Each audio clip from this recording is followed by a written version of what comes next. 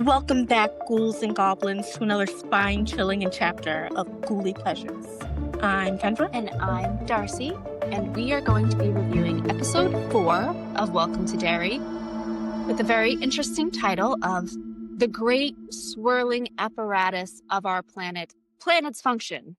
Wow, I couldn't even finish it without, losing my mind there for a second, because what a mouthful. I love a long title. I do too. I'm the great swirling apparatus of our planet's function. Okay, eat. Bars. But when the episode is concluding, we're going to have to talk about what we think that title means in relation to the episode. But anyways, let's get into episode 4. It kicks off with our gang of kids who are on a mission to clear Ronnie's dad's name in that crazy murder from episode 1 at the movie theater. Yes. As we saw in the last episode, they went on a little adventure and collected a lot of photo evidence of the spirits and of Pennywise's clown shape in the background of a mausoleum. Mhm. So they take their evidence to the police station. Yes, and we questioned it in the last episode. If they get all this evidence, like, how is this going to wrap up? Are they going to believe them? Is the police going to see this and be like, that's not real? And the fact Right. that they're doing it so, like, right off the bat this early in the episode, I'm like, oh, so this is going to mean nothing in the end. Exactly. I'm glad they got it over with because we were like, well, maybe they shouldn't even, the cops just aren't my first on the list of people to go to in general. Especially down. Especially in this town and in this age. That's all I'm saying. But I'm glad they got it over with really quick. And we see that it's all for naught because these cops don't see anything in the photos that Nope. the kids have taken. They just have pictures of trees, of gravestones. No creepy dead children, though. Nope, statues. And the after show does confirm that this is like a result of what's going on with Pennywise. All the adults in Derry basically live in this fog in regards to the supernatural occurrences that are going on, which obviously just leaves these kids who are helpless even more helpless because the people they would turn to in these situations don't believe them because they're incapable of believing them because of whatever the hell Pennywise is doing to them. Unfortunately, our kids are not off to a great start, but it's okay. They regroup, and Rich very kindly points out that basically everyone's an idiot because why would an adult believe them about all this craziness anyways? And we said the same thing. Literally, like, even if those photographs had the evidence in them, they wouldn't have believed him. And most people wouldn't, even if they weren't cops with their own racist agenda. Most adults here wouldn't have believed it. But Lily has an idea because she knows someone who might believe them.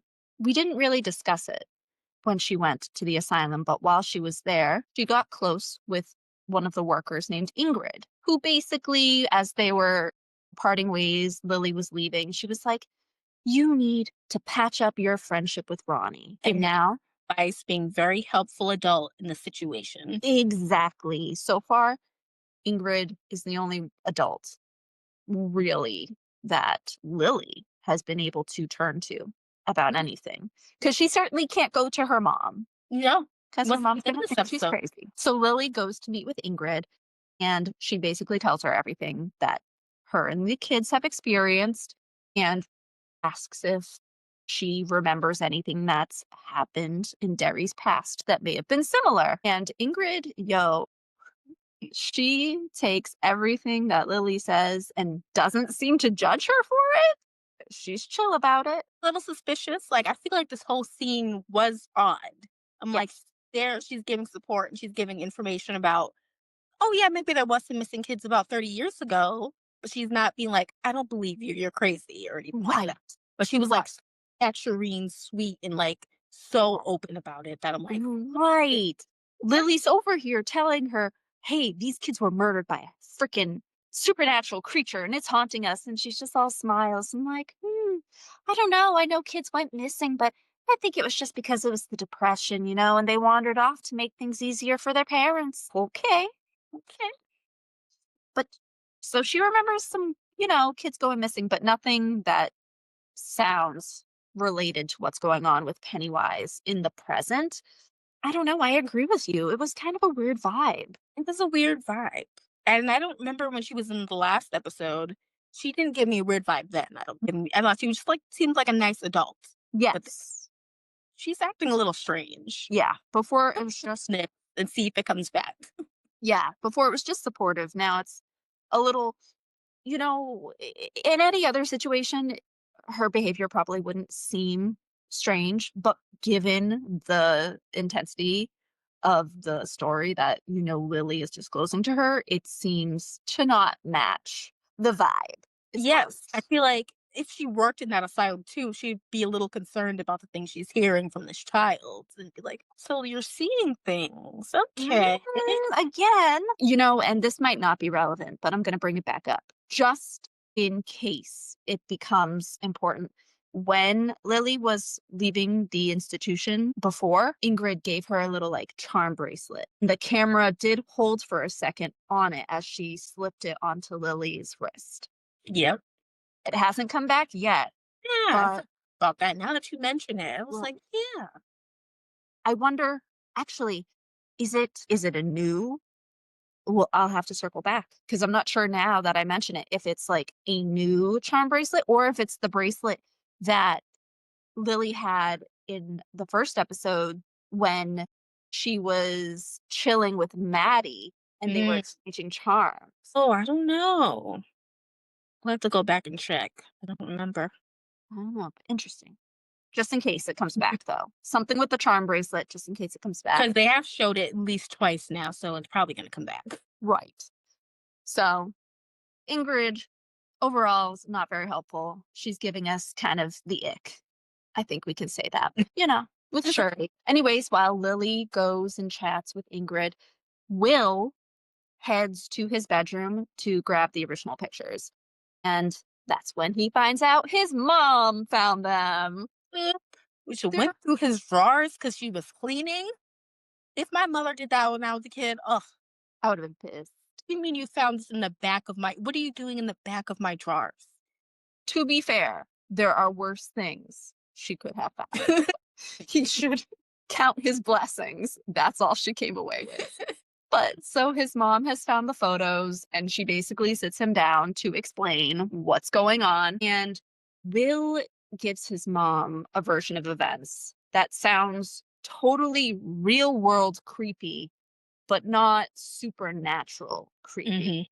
He just said someone chased us. They attacked us. Yes, in the graveyard. And naturally, his mom is like, "What the fuck? Why were you in a graveyard?" But she takes it all in stride, honestly. She's basically like, "Okay, look, it is what it is. We don't got to tell your dad about this, but you're not allowed to go running around after school anymore. Mm. For a while, at least." And that was reasonable. Fair enough. Yeah, If my son came home and was like, "Somebody attacked me," I'm like, "Okay, you're staying home."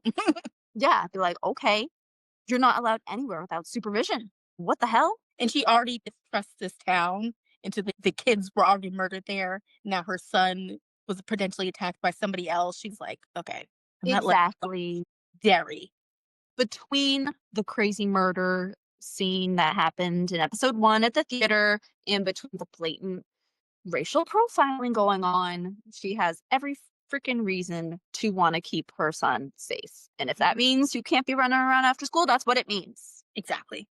But so Hamlin, our daddy Hamlin, decides he's going to take Will fly fishing with him. And Will hates it. Yeah, he was not having the time of his life. He was like, "Can we go home now?" Yeah. And honestly, I would hate that. so relatable. Literally, I can't think of many things worse than just fishing. But I mean, he kind of warms up to it a little bit, Um, because he starts to catch something on the line and then the fish, lets go. And Hanlon has to go back to the car to get some more bait. I don't know why he didn't bring. How much bait did you bring with you down there? You would think you just bring it all. Like, why do you What? have to back to the truck? I don't know anything about fishing, so True, what true. We're nuts. fit to be commenting on this, but it just seems like you'd have it at least on the, like, riverbank, you know what I mean? Yeah. Here's the backup. I don't wanna walk back to the car every time I need it. That's all. Hanlon needs to walk back to the car for some more bait, so Will chills in the river with his fishing pole, and as soon as Hanlon walks away, I think we all realized that this was gonna be a traumatizing moment for our son, Will. Yep, we didn't wanna see it happen. My No, poor son, and he's one already golden going through it. trauma. Oh, so the moment Will's left alone, the vibe changes, starts to get a little ominous, and then Mhm. this like koi fish, it looked like a koi fish, appears in the river and is like swimming towards Will, and then it suddenly like goes down and disappears into the water. And then bam! All of a sudden, a freaking burned arm shoots up from the water and grabs Will and drags him under the Mm. water. And it's his father, Yep. who's from apparently this is how he looked when he was in a plane crash before when he was in the war abroad. Mhm. So this is an image in Will's mind already that It was obviously Will's worst nightmare, as exactly. Pennywise is wont to do. Exactly. Pennywise has seen the sphere and he's using it. So his burned father is holding him underwater, whispering, "You'll burn too." Kind of like, Who's "You'll help burn you? too." Classic. Good call out without necessarily making it a direct call out. I appreciated it. But Hanlon, who's at the car getting the bait, hears his son panicking. And this is the first time I feel like we see a look of panic on Hanlon's face of like fear. So, He was actually scared. We got to yes, feel that. right. Technically, with his injury, he's not really supposed to be able to feel fear, but clearly he is in some capacity. We haven't explored the details of this, whether it's just a logical understanding that he should be feeling fear, but clearly Mm. he knows this is a moment where he needs to be scared and He worried. needs to act fast, though. That's why I think he's able to act fast because of it. Probably, yes. And he goes and he runs to Will and pulls him out of the water. And Will tells him what he saw. And, normally people would be like, okay, you've been traumatized and you just need to calm down. I can't believe you.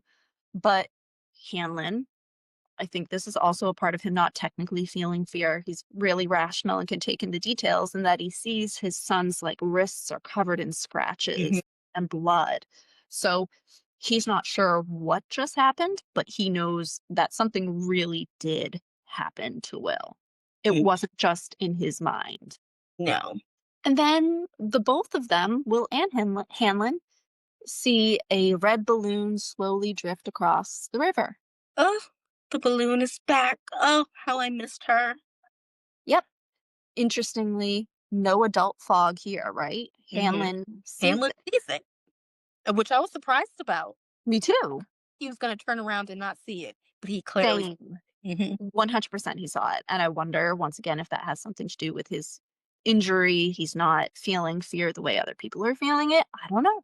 But very interesting. So far, he is the only adult that has been able to see this the same way that a child is seeing it. And he's also in the military, so he knows their plan and what they're trying to do, what they're trying to find has something to do with fear, so he's probably more open-minded to things like this happening. Yes. And we also saw in the last episode when he confronts Dick about his shining abilities that he is in general open minded. He Yeah, took that, with easy stride, and he's definitely taking this situation with an open mind. Like you said, poor guy, he's going through a lot. But he is really good because he acts on this immediately too. exactly.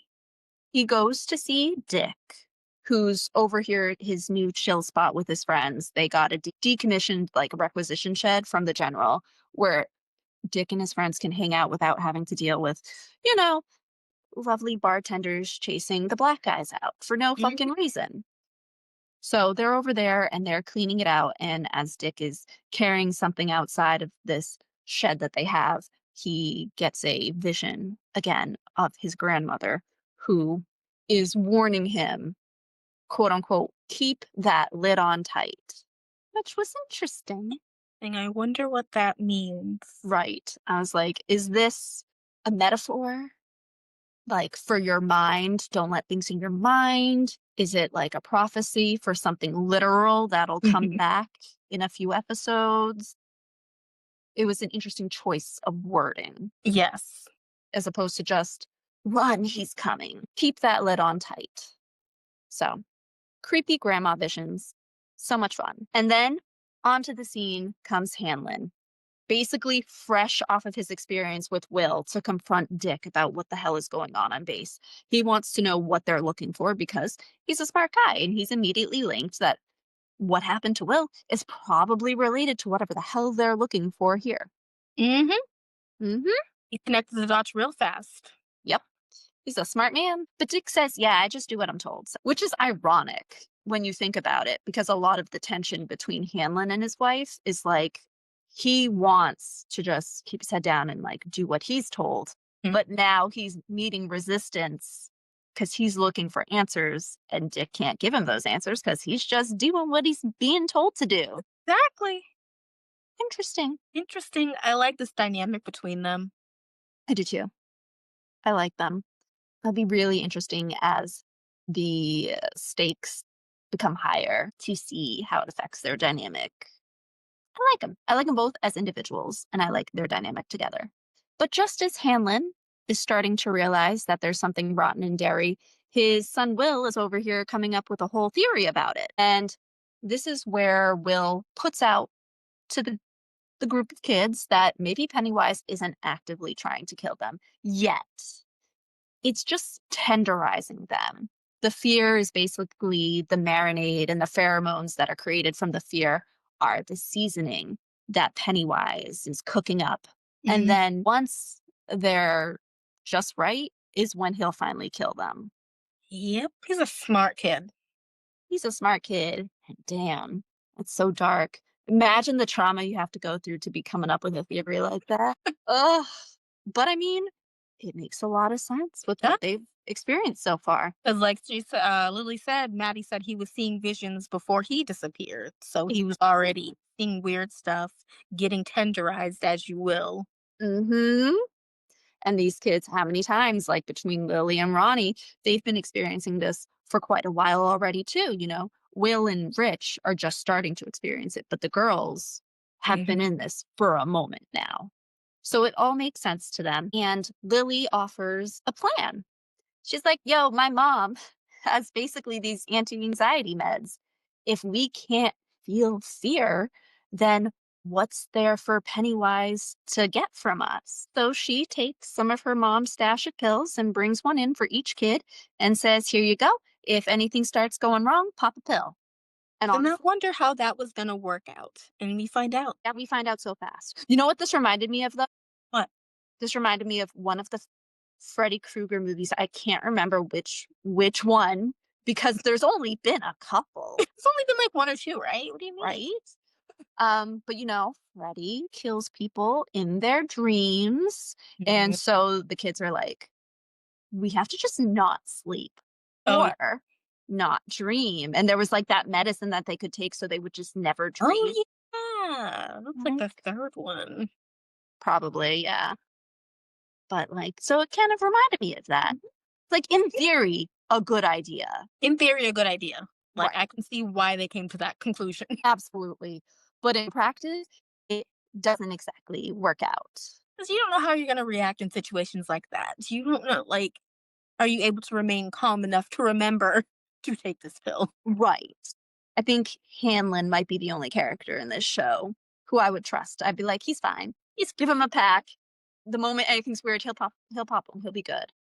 But it doesn't go so well for our kids because, well, our good old little friend Marge, Oh, Marge. long and story short, she and the patty cakes have come up with an idea of how to humiliate poor Lily by basically telling her, "Oh, this jock, he really likes you. You should go talk to him." And the plan is that when Lily goes to talk to this jock, he'll humiliate her. And unfortunately, Lily buys it.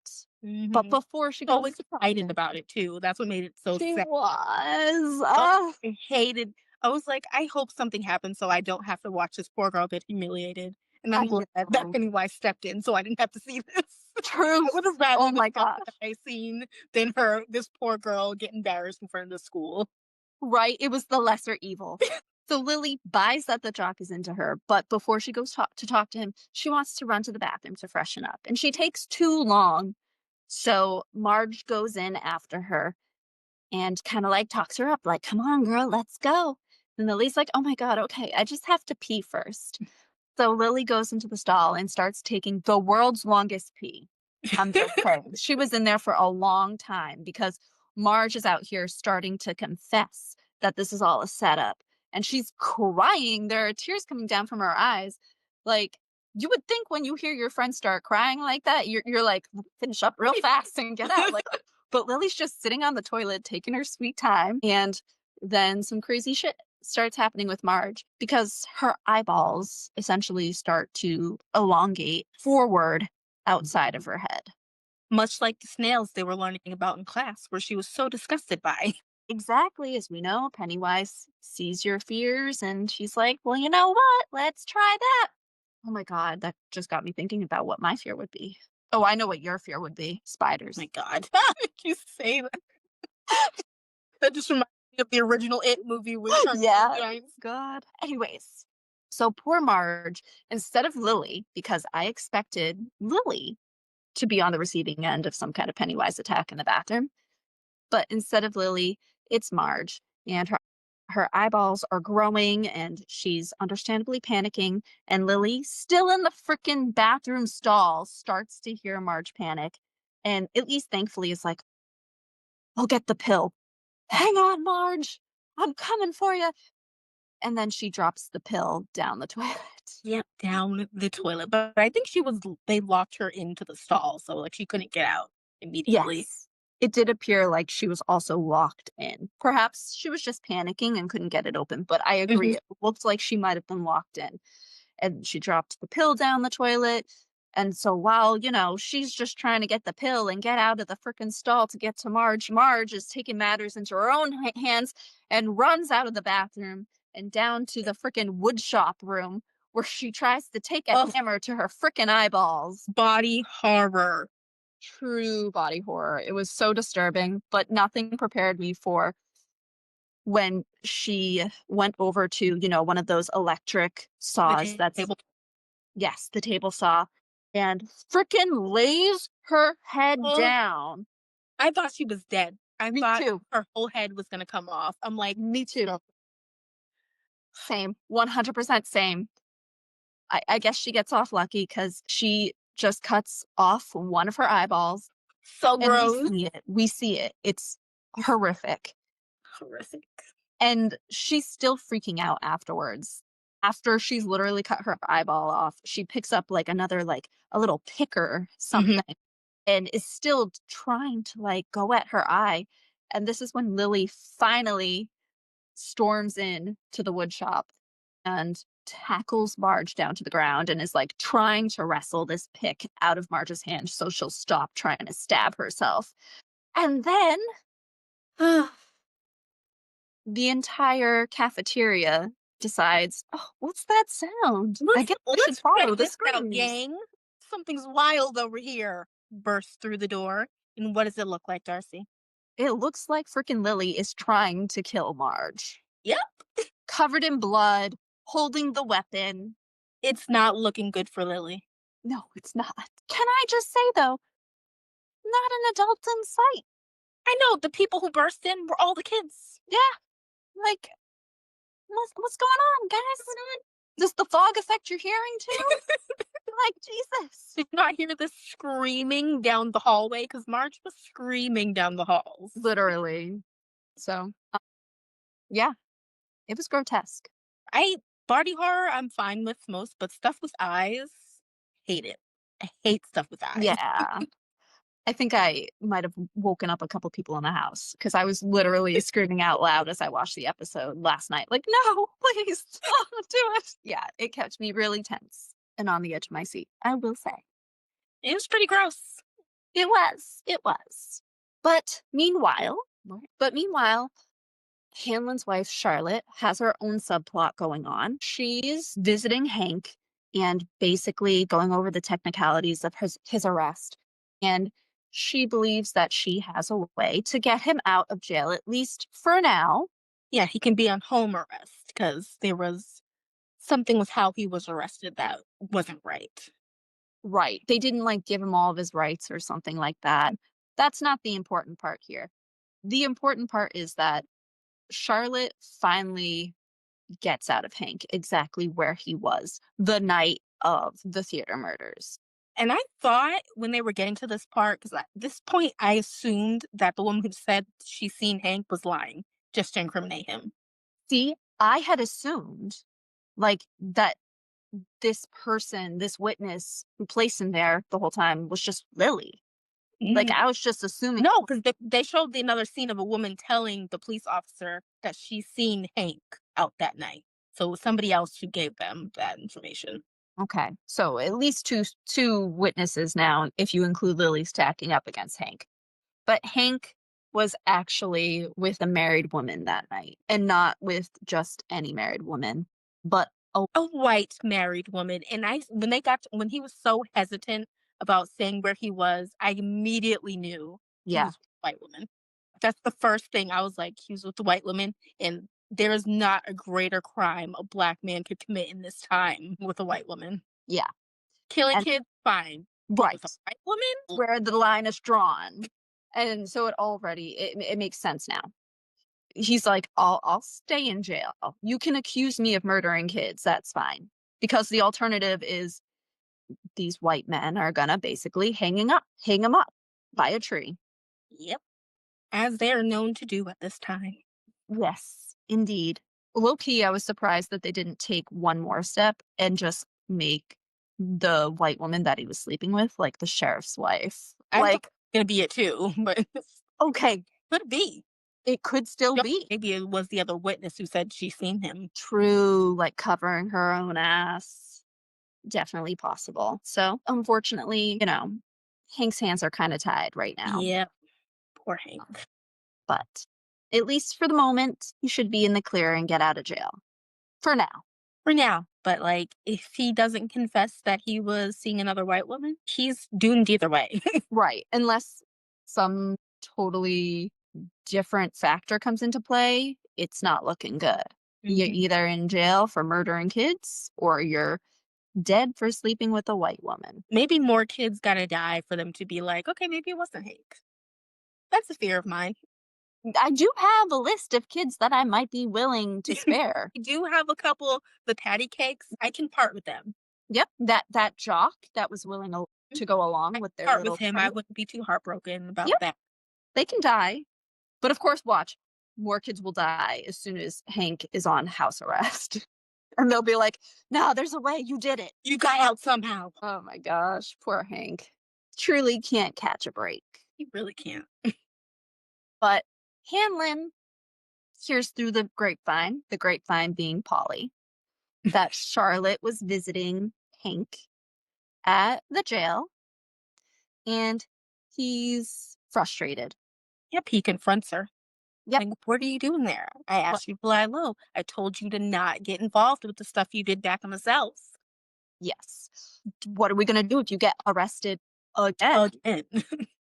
So clearly, I do like that they're keeping this tension between them consistent Mhm. throughout the episodes. It's not like a one and done mention. They're giving his wife Charlotte her actual own subplot And where she's an activist. yes, I love her for it. Good old Charlotte. And When the cops gave her some gripe about getting in to see Hank at first, and she Mhm. was like, "Look, I can call MLK, I can call JFK, I can call whoever you want."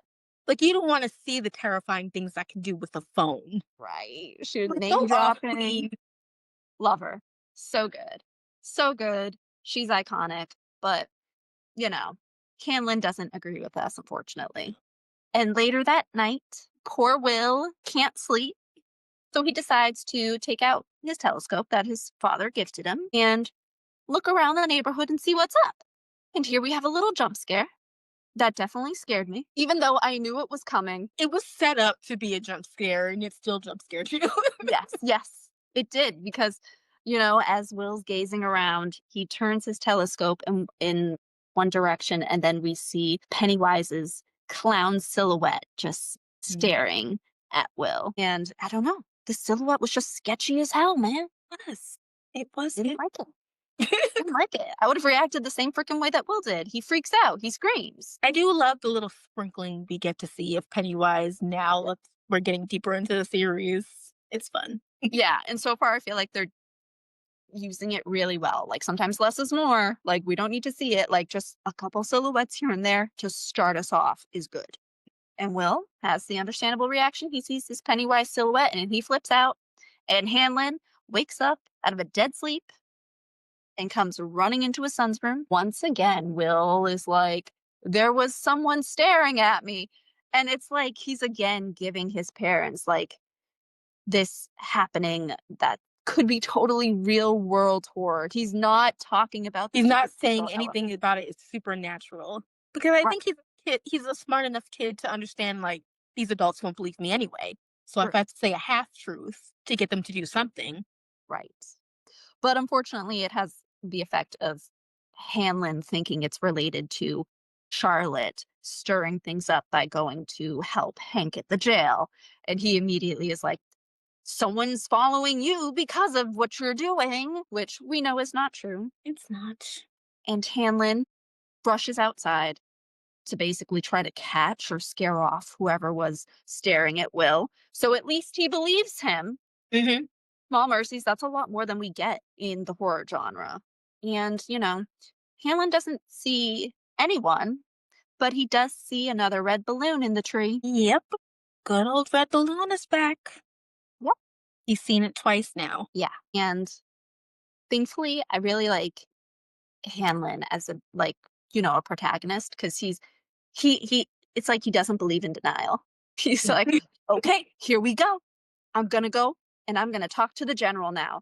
Frickin' Mhm. Dick didn't give me any answers, so now we're gonna go confront the general.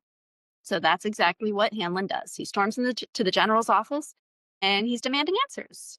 And the general says, come with me, Angel Bee, in a world of your imagination. Come with me. Angel Bee. It feels like that sometimes, Jesus, honestly. But the general takes him to see a young native man, Taniel, who I believe is Rose's nephew, who they've taken into custody, and he's being interrogated by Dick. And an interrogation by Dick essentially involves him probing your mind. And it looks painful.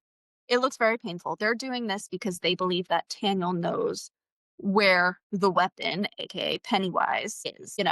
So Dick asks him to share that information. Taniel refuses and he dives into his mind. And like you said, it looks painful for both of them. Yeah.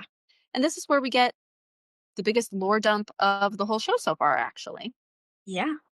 And we basically learn about how Pennywise came to be here and the Native American story and relationship. So basically, Pennywise arrived on Earth millions of years ago inside a fallen star. And when the star fell with him, it broke. And the natives decided, yo, let's take some of this star and forge a dagger to protect ourselves from this alien creature who definitely is not giving off good energy. No, evil cosmic entity. Exactly. Evil cosmic entity. So the native ancestors are like, we're going to protect ourselves. This is all we need, just one dagger. We're good. And it worked for a long time until the colonizers came. Until the colonizers came. It's all the colonizers because Always the con. they couldn't listen. The natives said, hey, don't go to those woods. This creature is confined to those woods. And as long as you stay away from them, you'll be fine. We'll all be fine. But when have colonizers ever listened to the natives that they're colonizing? I would think never. Yep, that sounds about right. So, these colonizers decide to go into the woods where Pennywise is, and they're unprotected because they don't have a dagger made of the star he fell in to protect themselves. So Pennywise feeds on them and becomes stronger. And at Yep. this point, he's on the verge of breaking free from the woods that he's basically been trapped in until now because he's been so weak. And so the chief's daughter at that time decided they needed more shards from the star he fell in. So she and some of her little friends go off, I guess without telling anyone or without Hmm. getting permission, to the woods in search of the star. And her mother, the chief, obviously realizes she's gone and goes after her with more people from the tribe. And that doesn't go well because they don't have anything to protect themselves with. So they are all killed by Pennywise. Yep. Of course, the chief's daughter arrives just in time to watch her mom die. So that's not traumatizing at all. Generational trauma. We said it before. Period. But, despite watching her mother die, uh, this young girl decides she's going to go back into the woods again and collect the shard, just like they were already planning to do. And after collecting more shards from the fallen star, basically use 13 pieces to create a cage around the forest for Hmm. Pennywise. To contain him. Exactly. And so now we know why in one of our previous episodes, Rose was so confident when she was saying, "Oh, don't worry, he can't leave the woods," because she knows that there's literally a cage around him, preventing him from coming out. And her descendants have guarded that boundary ever since. But if the boundary was guarded, how is Pennywise doing these things? It's a good question. You know, I would understand the effect to a certain degree, but like his silhouette appearing right Yeah, it's like outside yeah, Hanlon's wrong. house, right. He's getting stronger. I mean, maybe the digging that the military is doing has something to do with it. 100%. Yeah. Like, even if they haven't necessarily hit one of the pillars directly yet, they're fucking around with shit. They're stirring something up that's giving Pennywise this energy to go forth and wreak havoc. Exactly. So things, they're not going to be good for much longer. No, I feel like the military is still gonna try to force its way in. Oh, They want absolutely. pillars. They I want to mean, locate pillars. yeah, even after like all of this info dump is literally just learned while Dick is reading Daniel's mind, essentially. Mhm. And even after seeing all of this, Dick is like, okay, good job, Daniel. Now tell me where those pillars are. And he says this with such a creepy and ominous smile. It's so creepy. That was the creepiest shot of the Yeah, show, I feel like. like, yeah, for a moment, I genuinely thought, like, it wasn't even Dick. Like, I thought it might be, like, Pennywise somehow worked his way into Mm, this vision or whatever's going on here. It felt weird. It didn't feel like an edit that Dick as a character should get. It felt like something that you give to Pennywise yeah, and true. I his didn't think of. manifestations. Mhm. But I don't know. Who knows? Maybe Pennywise is interfering with Dick, and we'll see more of that. It could be because Progressive. we don't know the extent of Pennywise's capabilities at this point.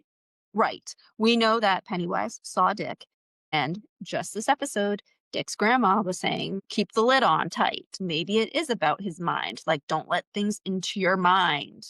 I mean, Pennywise has basically already been there in the last episode where he was basically making Hank get ready to jump out of plane. So, excuse me, not Hank, Dick.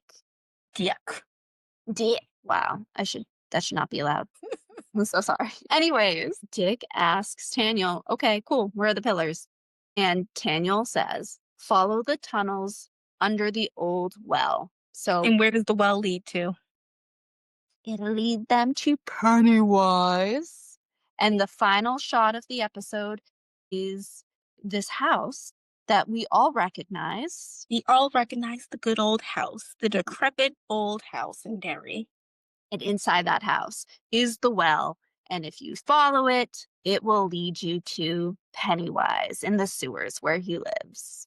Oof, we're getting close. Close. I gotta say though, it'll be really fun to watch the adults like go into Pennywise's lair. I hope we see that before the kids do it. But I feel like Yeah. this show has really, I mean, this episode particularly has really combined the kids and the adults' narratives. Like they're kind of coming from the same place and they're getting closer together. Yeah. Like us. So Yeah. I'm excited to see that. Yeah, no, I agree, I agree. I feel like at some point, Hanlon might break away from the military and collaborating with them. It might just straight up be working with these kids. Like, I could see him and the kids in the, sewers together. I would probably put Charlotte before him. I feel like he'd stay with Oh, the true. he's a military guy. True. Charlotte is much more inquisitive and willing to get involved in these things so far than Hanlon, so you definitely make a good point there. But in any case, I just wanna see the adults get scared. I know. Give it to the adults. I'm tired of seeing my poor children go through trauma. But also, we didn't see the resolution of what happened to Lily, but I'm assuming she's going to get sent back to the asylum. I mean, although actually, you know what? I did wanna talk about we saw, like, general previews for the rest of the season, and Marge is now gonna be joining the group of kids. So whatever she experienced, she's going to get on board real quick and be like, okay, we need to do something about this.